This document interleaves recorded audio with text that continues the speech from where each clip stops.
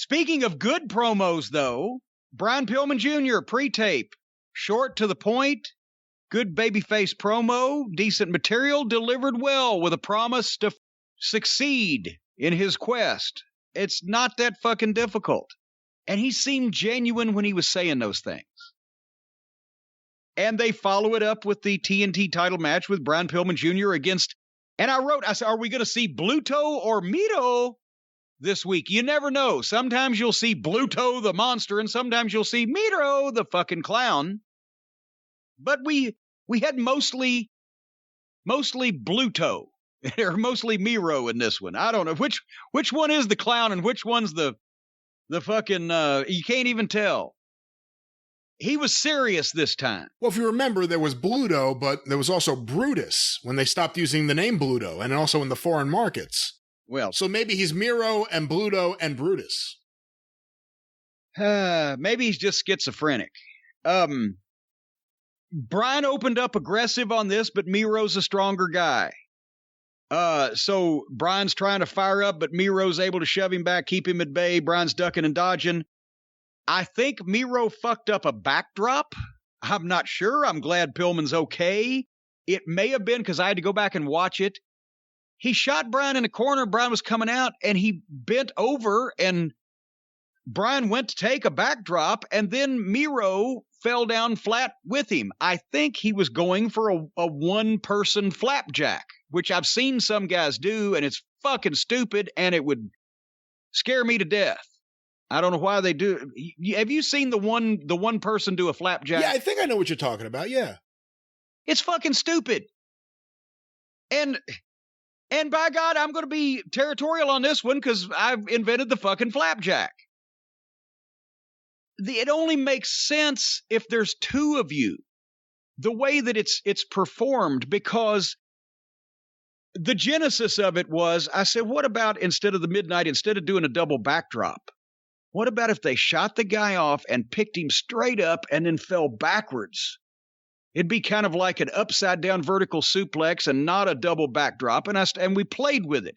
At first, we shot the guy off, and I think was it Bobby and Dennis first? Maybe it's Bobby and Stan. I think Stan was here by the time we did the flapjack. But anyway, you bend over, and when the guy comes at you, he puts his hands on each one of your inside shoulders, and you grab each of his legs, one on one side, one on the other side, and pick him straight up.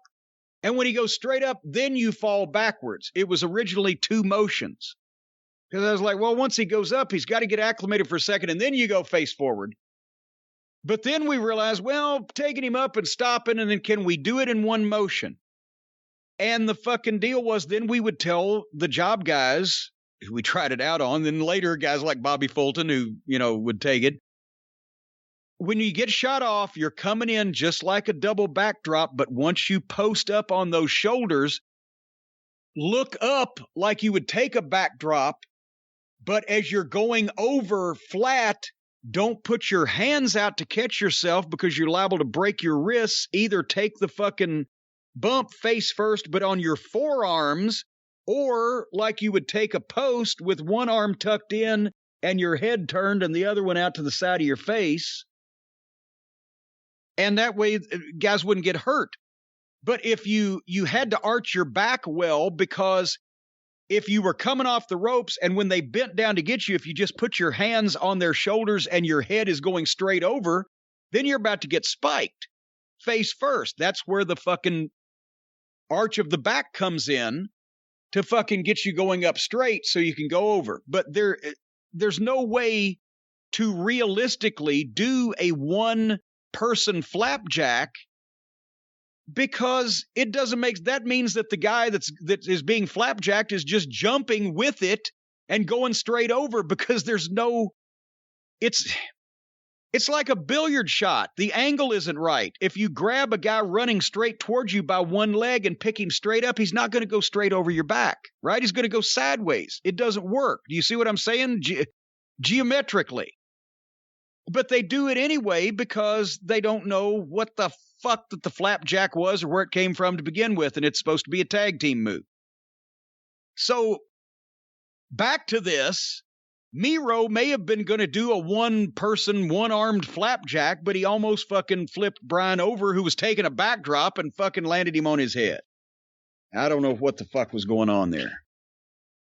But anyway, in this match, Bryan sold and fought from underneath, and Miro stayed on him, and he was serious. They went through a break, which wasn't bad here because you've got a baby face that you can kind of buy into. He's not visually ridiculous. But then when they come back from the break, Miro, the heel, was leading the cheers of the fans to count as he gave the babyface broad arms across the ropes. Did you see that part?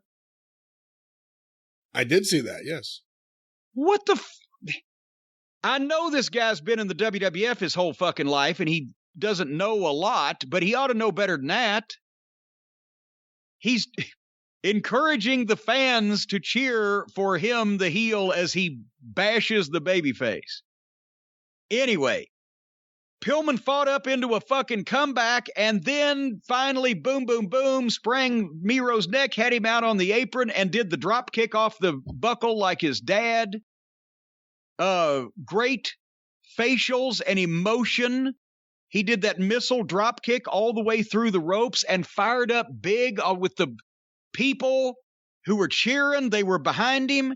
And he tries to start making a comeback on Miro on the floor. Did you, after the missile drop kick and the fire up, you saw that, right? Yeah. He goes all the way through the ropes, lands on his feet, kicked the shit out of Miro, fires up at the people. You heard the people. They were loud. Now is the point, because Miro knows he's going to beat this guy anyway, and it's not going to be too long. He's going to beat him. Now Miro should have fucking fed him for a big comeback. But the exact opposite. Bryan's trying to make a comeback. Miro kept turning away because he's a klutz and he's fucking awkward and he doesn't know what he's doing. Pillman tried to give him a backhand chop on the floor, but fucking Miro had turned away. So Pillman punches him again. Miro wasn't feeding him. He was just taking a shot and staggering around. A real veteran heel there would have taken 1, 2, 3 shots. Shoot me into the goddamn barricade. Boom. Oh, my God. Boot me in the gut. Shovel my shoulder into the post. Give me a fucking comeback. And he would have been there for it.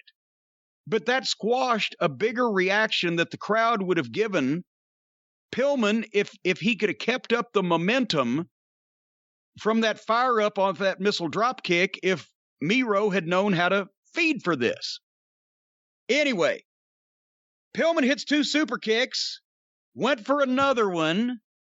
Miro caught it barely, because that's hard to fucking time, spun his leg around and kicked him, and then kicked him again. He could have hit the 2 super kicks, and Miro could have been fucking staggering and rubber-legged, because he didn't go down, because he's the beast, the monster, and he didn't go down from 2 super kicks, but he was rubber-legged. And at that point, if Bryan had just hopped right out and gone for a fucking springboard that he does all the time anyway, and let that fucking Miro catch him out of midair and power slam him, boom, 1, 2, 3, that would have been great. That would have elevated Bryan Pillman. But instead, 2 super kicks, goes for one. The heel catches his foot, does a do-si-do spot that looks awkward, kicks him in the head, then kicked him again in the head, and then got his shitty fucking hold, the glorified camel clutch, and beat him flat.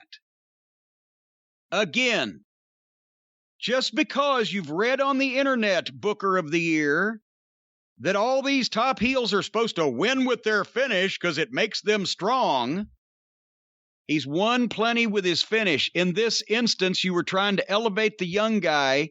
He had a comeback going. He should have had it pulled out from under him real quick and beaten 1, 2, 3 with a decisive move out of nowhere. And then people are like, oh, goddamn, he almost got him.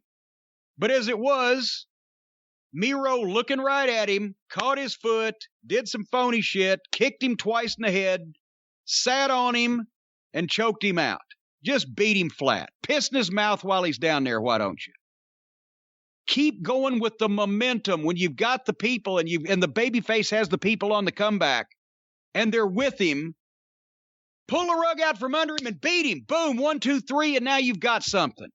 Don't just beat him flat that's what it turned into here. You could have pinned him either after the first kick you caught him with, instead of just gratuitously kicking him again and then putting that shitty hold on, or you could have caught him coming off the rope to give you the coup de grace with something else and planted him, and it would have been believable, and it would have got a bigger fucking reaction.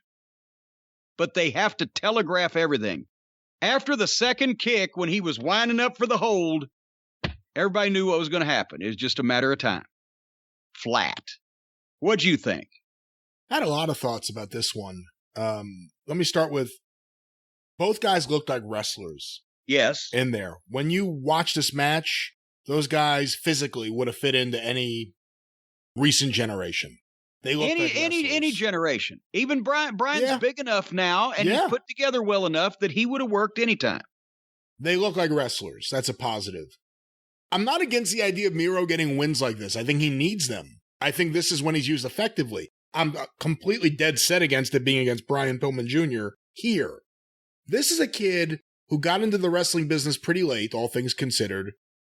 And I have to admit, early stuff I saw of him, not very impressive to me. He had a look, but I didn't see much in the ring. And he was starting from complete scratch. And boy, is he improved. And he looks good. And he carries himself well in the promo. And there's a great story. And people want to cheer for him. And he looks like a wrestler. He's in great shape. He has good haircut. I don't know if I'm going to be criticizing people's hairdo, but he looks like a wrestler and he talks like a wrestler. And there's a story there, and the dark side just aired, and people want to like him. And I think we just saw Jungle Boy get his big chance, and he lost. Now here's Pillman. They built it up like this is his big opportunity, his big chance TNT title, and he lost. Give Miro wins like this over someone else. Pillman Jr. has something, and right now is the time to start capitalizing on it because he looks really good, and they ain't going to rerun that Dark Side of the Ring special any longer. Strike while the iron is hot. Idiots. I'm very impressed. I got to admit, more and more, every time I see him on the mic, in the ring, Brian Pillman Jr. is quickly becoming one of the few people in AEW I seek out. I want to watch. There are guys on his show I don't want to see. I want to see him. He's a baby face that you can actually kind of believe in and feel sorry for rather than one of these silly interchangeable kids that nobody cares. You know what? I hadn't even thought of it in that way. You're 100% right. He's one of the very few baby faces there you could believe in as a baby face. Yeah. Imagine that. If you're one of the only people at your job that people look at you and say you should have that job, maybe you should fucking get more opportunities. But anyway.